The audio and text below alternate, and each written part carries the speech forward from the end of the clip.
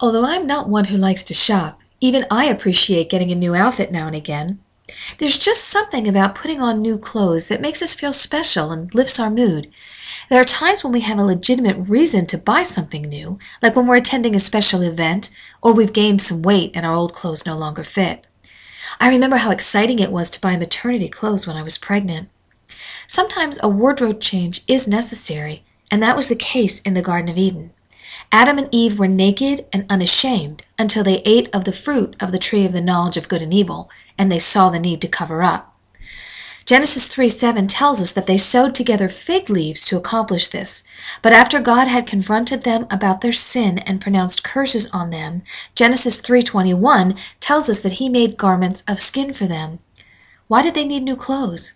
Weren't the fig leaves good enough to cover what needed to be covered? The answer to that question is both yes and no. Yes, what Adam and Eve had sewn together was sufficient to hide what needed to be hidden, but it was not enough to cover their sin. Hebrews 9:22 tells us that without the shedding of blood, there is no forgiveness of sin. The first man and woman had disobeyed God by breaking the one rule he had given them. They had sinned against the Lord, so the Almighty sacrificed an animal to cover their sin, then clothed them with its hide.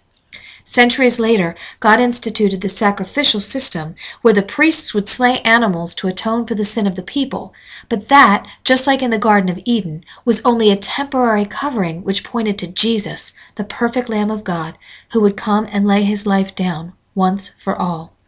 Every time we buy a new dress or pair of slacks, may it remind us of the one who gave his life to pay a price we could never pay, to cleanse us of our sin and clothe us with his righteousness.